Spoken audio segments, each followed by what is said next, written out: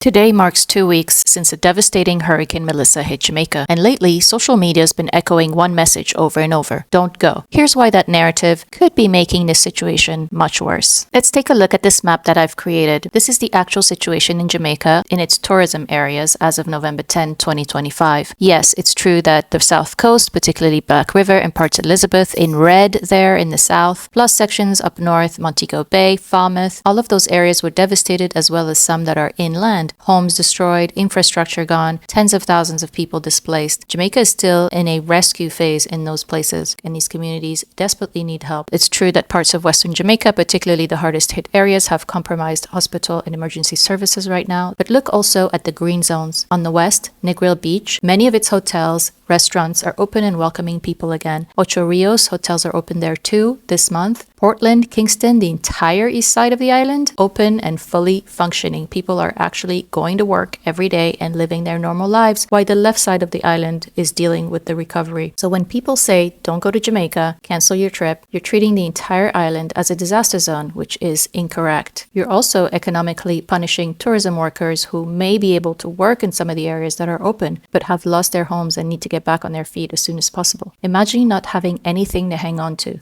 Neither a job nor a home. But let me get specific. When we talk about Negril, one of Jamaica's most popular resort towns, here's what's operational right now. The road from Negril to Montego Bay back and forth is completely clear and safe to travel. Numerous hotels and restaurants have opened, including Travelers Beach Resort, Rock House, Negril Treehouse, Skylark Negril, Boardwalk Village, Cuyaba Restaurant, and many more, including local spots like Sweet Spot and Corner Bar. Yes, there's no electricity from the grid yet, but it's expected back. Properties are also running on generators, they have water, they have food, which is why they're inviting people back and reopening. The west end of Negril is more of a patchwork recovery. Some properties are not open yet. The west end was hit a little bit harder. But if you know Negril, you know the west end is truly the heart of that area. Lots of locally owned hotels, long-time owners, and mom and pop shops and bars. A lot of those hotels are now helping some of the mom and pops get up on their feet. All of this to say that we must acknowledge that different parts of Jamaica have experienced the storm very differently.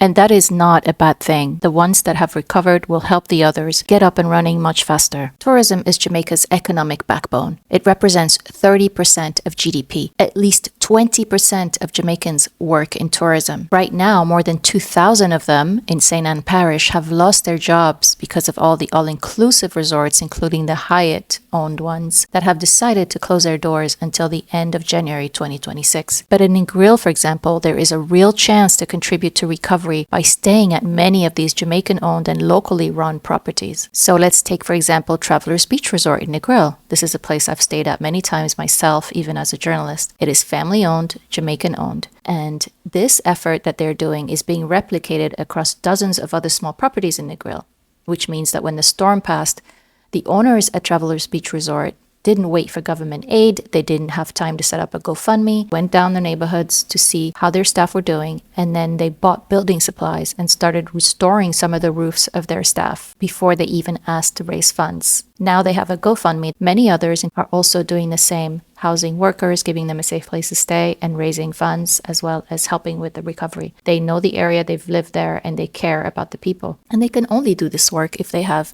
ongoing revenue. Now, I know what many have been saying in social media. How can you lay on a beach while people are suffering nearby? And that's actually the case for half of the island, because on the Kingston and eastern side, they have to go to work and function while seeing their fellow Jamaicans in absolute dire straits. But their economic activity actually helps everyone. They're able to donate, they're able to volunteer, they're able to keep going when their brethren can't. So the same logic really applies to tourism. Most travelers who come right now are not just quote-unquote laying on a beach. They're bringing suitcases full of supplies. They're spending money at local businesses that employ Jamaicans who have families to feed and perhaps even homes to reconstruct. So if you have a trip booked and you're thinking about visiting Jamaica, then here's how to do it right. Choose small locally owned properties. Your money goes directly into the local economy and the community. Ask your hotel directly, what supplies might they need to be able to help their staff get back on their feet? While you're in Jamaica, eat at local restaurants, shop at local vendors that are up and running again. You'll have limited activities. Be understanding and empathetic. Tip generously. If locals are willing to share their experience post-Melissa, just listen and be respectful, but don't push for questions. Be mindful of the types of photos that you share and don't turn destroyed communities into backdrops. Know where the ATMs are that are actually functioning so that you don't run out of cash. Have your travel insurance, health insurance at home, and emergency medical evac just in case. If you can't travel, donate to vetted organizations. And most of all, counter the Jamaica is closed narrative with actual facts. Share accurate information, rely on local news outlets, and then book a future trip. Properties need to know that travelers are coming back. Only you can make that decision for yourself and for your family. The bigger picture, this is what this moment is really about. Climate change is making hurricanes more frequent, more intense. The more resorts go up, the less coastline protection there is. When disasters hit tourism-dependent communities, we have two choices. We can abandon them economically, meaning you cancel trips, stay away, treat entire countries as off-limits, or you support them strategically, travel consciously, spend intentionally, show up in solidarity. That second option requires us to hold two truths at once. Yes, parts of Jamaica are in crisis and need urgent aid, but other parts are ready to welcome travelers, and that welcome generates the economic engine that funds recovery. If your heart is telling you to show up and to help, Jamaica is open, not all of it, but enough of it, and the people who live there, who work there, who are rebuilding, they are actually asking you to come. Thanks for watching, and if you found this helpful, please do share it. Jamaica needs more than ever accurate information right now, as much as it needs aid.